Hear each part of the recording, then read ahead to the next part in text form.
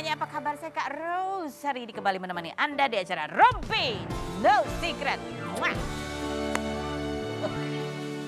Baik, yuk ngobrol di sini, yuk ngumpul yuk. Kita santai-santai istirahat ya, meningkatkan imun tubuh. Tapi kita ke pojokan dulu untuk membahas berita-berita yang hot. Baik yang datang dari dunia nyata maupun dari dunia maya.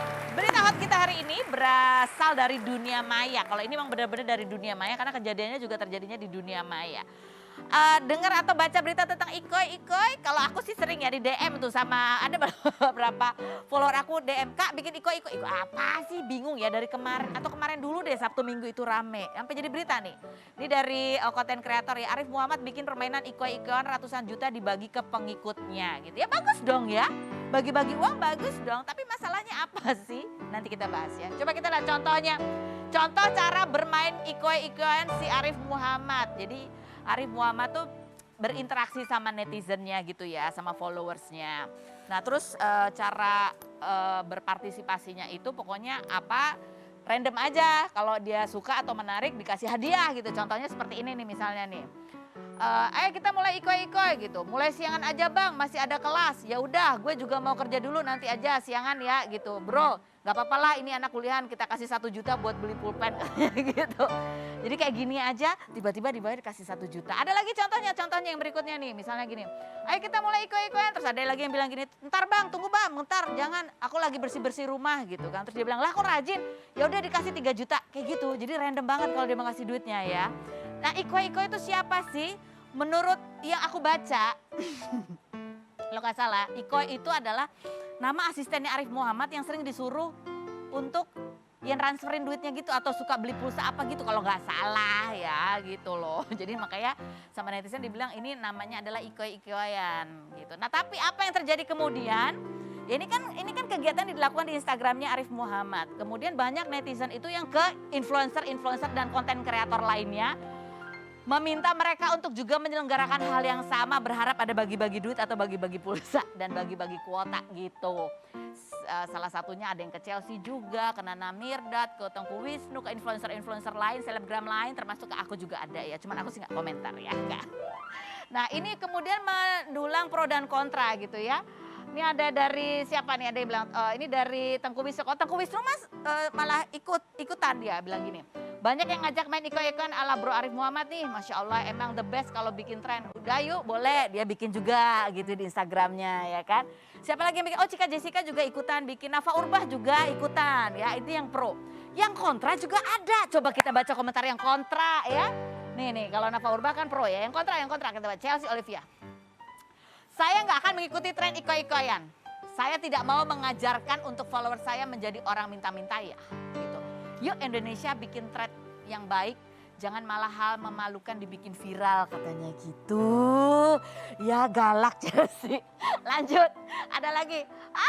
Ini Nana Mirdad juga sama gitu ya. Ya mungkin karena mereka itu kadang merasa terganggu karena merasa kayak dipaksa gitu sama netizen. Iko-iko dong, mendingan bikin iko-iko deh. Kenapa sih gak begitu-gitu kali ya. Nah salah satu yang komentar, ini juga fenomenal, komentarnya menuai komentar. Yaitu Lutfi Agisal. Dia bilang katanya ini bisa menyebabkan mental illness. Apa gimana sih?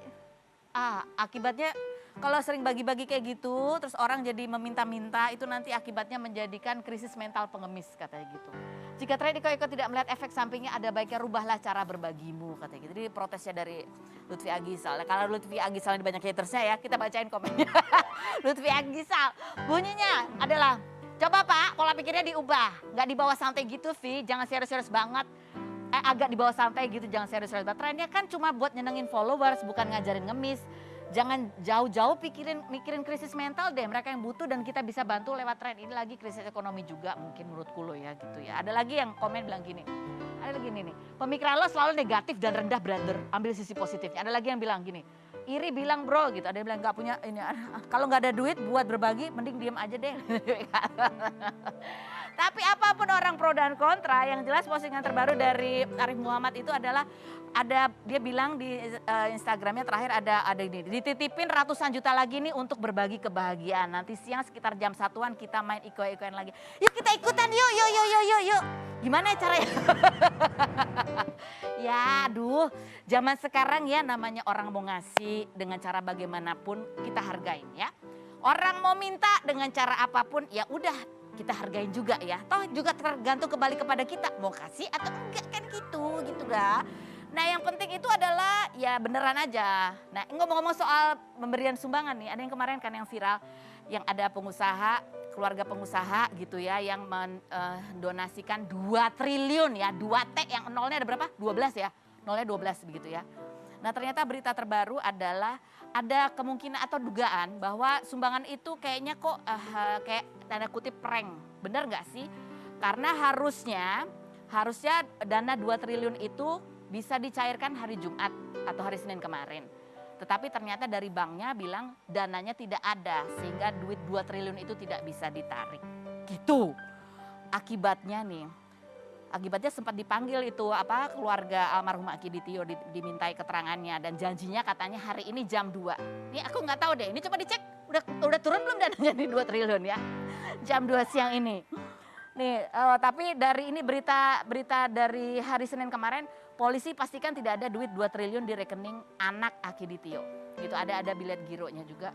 Bilet gironya tuh tarikannya langsung 2 triliun gitu. Banyak yang bilang juga, ini kan kalau peraturan bank kayaknya kalau narik nggak bisa deh langsung sekaligus sebanyak itu. Kalau kecuali ada keterangan apa-apa. Aku nggak ngerti sih kalau urusan perbankan. Apakah ini benar atau tidak? Coba kita cek Instagramnya Hotman Paris yang kemarin sempat memuji dan juga bahkan ingin bertemu orangnya kok seperti apa. Terakhir akhirnya Hotman Paris komentar gini. Mulai ini kemarin ya postingan Hotman Paris. Mulai heboh di medsos, mulai dipertanyakan benar nggak nyumbang 2 T. Mana uangnya? Dia bilang, baca tulisan Pak Dahlan Iskan mantan Menteri BUMN, di mana uangnya? Apakah yang disumpahkan hanya sebilah papan, katanya bertuliskan 2 T? Publik menunggu apa reaksi Dirjen Pajak kalau benar murah hati membuat rakyat, apakah uang 2 T ini lapor, oh ya panjang gitu ya. Ini tadinya netizen gak ngeh ini kenapa Bang Hotman posting gini, tapi sekarang beritanya semakin santer dan orang bertanya menunggu benar gak sih, ada gak sih uang 2 T-nya? Ya udah sekarang kita lihat dulu profil bintang tamu yang pertama. Aku mau ikut iko-ikoyan dulu. Kita lihat profilnya. Ini adalah seorang model yang catwalk di Italia untuk brand terkenal di luar negeri. Kita lihat profil Rayhan Fahrizal berikut ini. Rayhan Fahrizal, model asal Bandung berusia 20 tahun ini dikenal karena menjadi model pria pertama di runway brand internasional asal Prancis pada 14 Juli 2021. Pria yang tergabung dalam komunitas pesepeda Bandung BMX ini viral di TikTok karena memposting video perjalanan sebelum show di Italia dan video transisi runway-nya ditonton hingga 2 juta kali. Rapper dengan tinggi badan 187 cm yang memulai karir di dunia modeling sejak 2018 karena diminta oleh perempuan yang disukainya ini mengaku pernah dibully karena badannya kurus, terlalu tinggi, dan kulitnya berwarna coklat. Bagaimana perjuangan Rayhan Fahrizal hingga bisa menjadi model runway brand internasional? Dan bagaimana hubungan Rayhan dengan perempuan yang menyuruhnya menjadi model? Saksikan kisah selengkapnya hanya di Rumpi No Secret.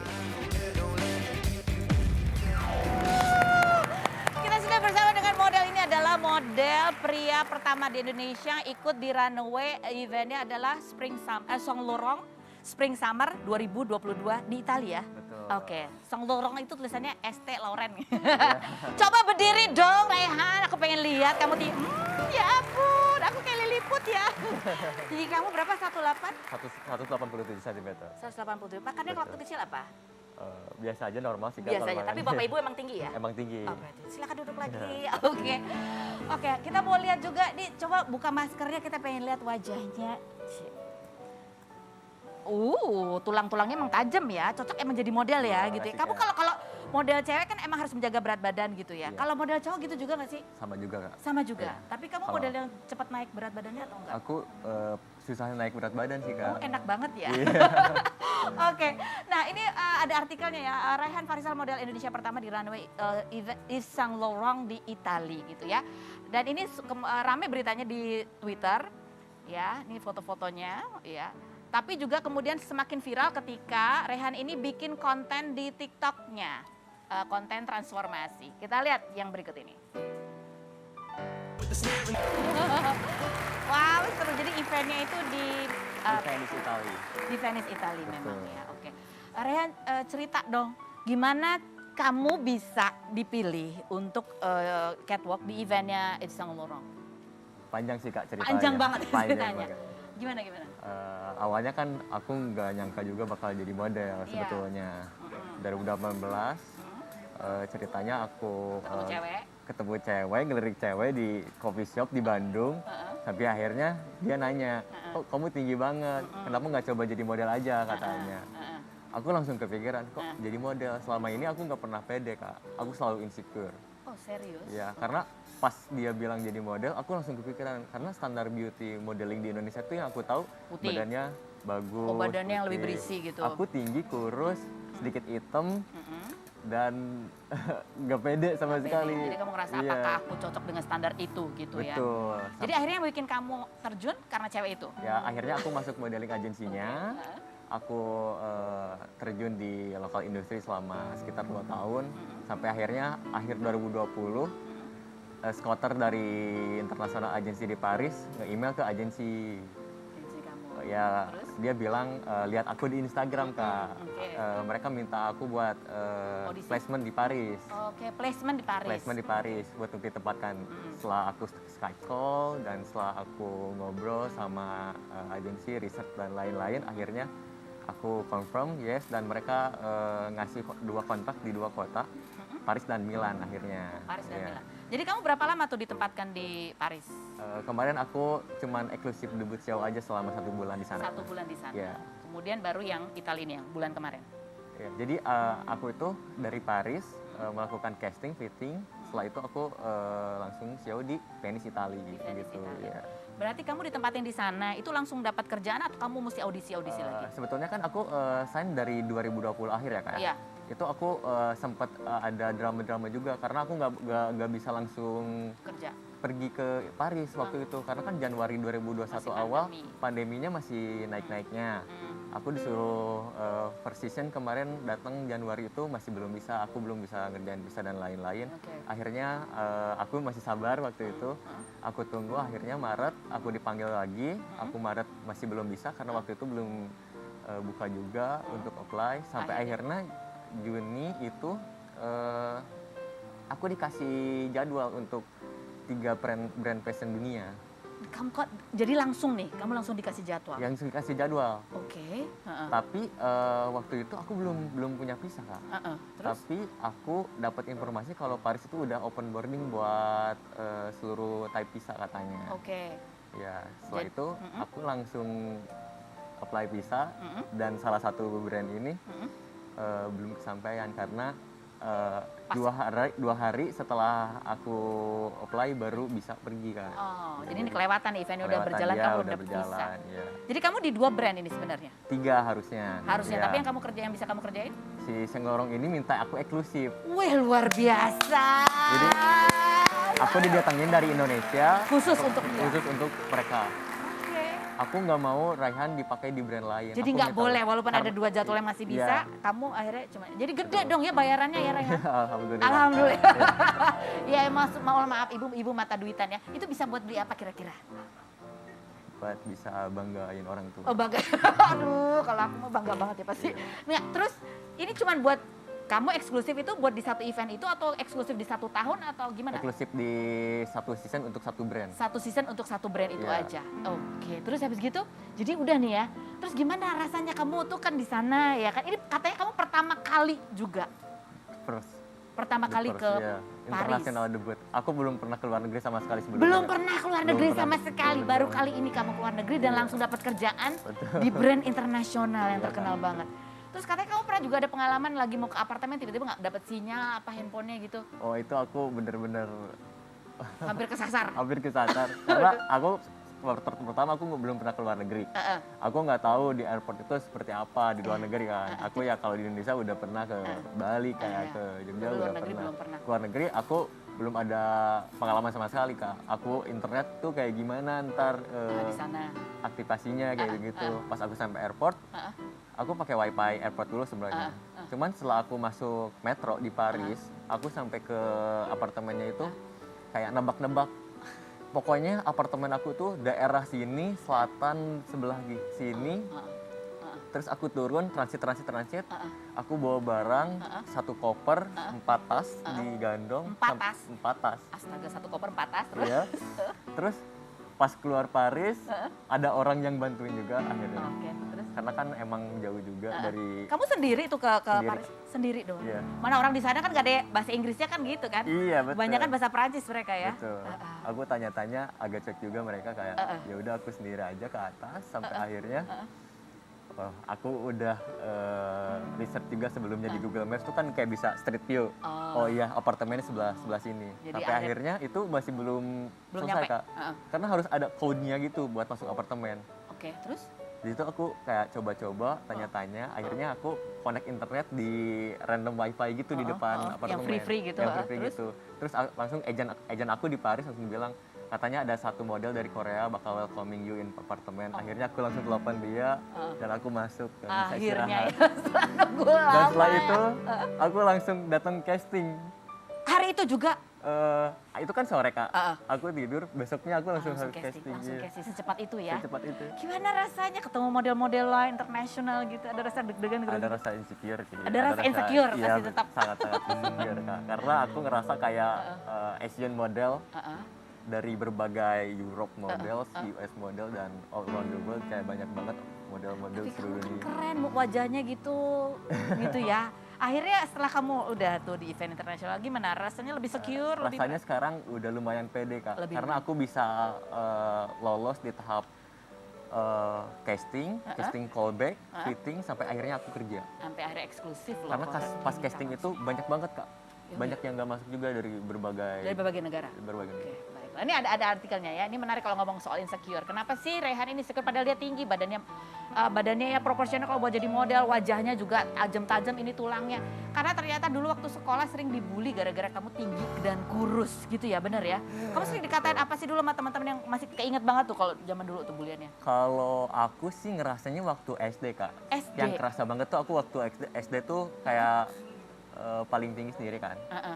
Jadi kayak waktu itu sempet dikatain kayak Cungkring. gitu. Ya, kayak sesuatu yang berkaitan dengan tinggi gitu. Oh, Iya. ya pokoknya apalah apa segala macam Apa lah aja itu. iya ada. Sebenarnya kamu cita-citanya apa sih Rehan? Kalau nggak ketemu cewek itu di coffee shop gitu, kamu tuh punya cita-cita? Cita-citanya musisi sih Kak. Oh asli, karena kamu juga produce rap-rap gitu ya, lagu produce rap gitu music, ya? aku ngeband juga karena aku di rumah itu lingkungannya musik Kak. Ayah aku punya studio musik di rumah. Ya. Oh gitu lingkungannya musiknya. Tapi katanya ayah kamu sempat nggak setuju juga kamu. Sempet awal-awal tapi akhirnya aku buktiin juga sama dia. Buktinya gimana caranya? Buktinya kayak ini ya aku ikut audisi casting ini, Oh, yang aku sebelumnya ya di dapat Indonesia. iklan ini itu di Indonesia tapi sampai akhirnya Banyak. Jadi kamu sekarang udah berapa iklan dari sejak tahun 2018 kamu terjun di model? sejujurnya Kak, kalau di Indonesia tuh aku kurang terlalu Belum terlalu mencuat, belum terlalu hits. belum terlalu laku. Oh belum terlalu laku, oke. Karena kalau di Indonesia itu aku sering di cancel kerjaan gitu Kak, kayak terlalu kurus, nggak fit gitu sama baju yang mereka. Oke, baiklah. Nanti kita itulah yang namanya ya. Kita ini sebuah pelajaran juga yang pernah aku pelajarin ya. Aku kan juga orangnya pendek gitu ya, nggak tinggi-tinggi amat ya. Tapi dapat kerjaan karena memang requirement-nya sesuai dengan kita. Jadi jangan khawatir kalau aku kok tinggi, aku kok pendek, aku kok putih, aku kok hitam gitu ya. Karena itu nggak jaminan, setiap pekerjaan itu punya kriteria yang beda-beda. Nih terimanya malah di luar negeri, luar biasa ya. Oke, nanti kita minta belajar sama Rehan gimana jalannya. Beda nggak sih kalau jalan di luar negeri sama jalan di sini tuh gaya jalannya gitu ya? Beda, Kak. Ada Oke. salahnya sendiri. Ada ya, oke. Nanti tapi kita panggil dulu teman-teman saya. Ini ada satu temen nih kemarin ya yang rame gara-gara dia kesel. Di artikel itu ditulis ditulis nama dan fotonya dia bahwa Iis Dahlia, katanya seorang yang namanya Iis Dahlia itu ditangkap polisi karena memasukkan keterangan PCR gitu ya. Kita panggilkan Iis Dahlia. Oh ya, sama Ricky Cuaca juga, mana Ricky Cuaca? Hai. Hai Kak. Yuk, mama, yuk, nari tadi. Oh ya, ya udah. Ya, Mana musiknya? udah latihan, emang udah latihan tadi? Udah. Oh ya, ulang. Udah Kita panggilkan ya, kita panggilkan. Lagunya Twice ya. Kita panggilkan inilah ya, ini tolong Ulang. dinilai ya. Mereka Iya. tuh ada bakat, ada modal. Tuhan. Bisa nggak sih kira-kira ya? Kita Kalau model bangga panggilkan kira-kira bisa nggak? Iis Dahlia dan Ricky Cuaca. Setelah yang berikut ini jangan kemana-mana. Tetap di Unpi. Woi, baru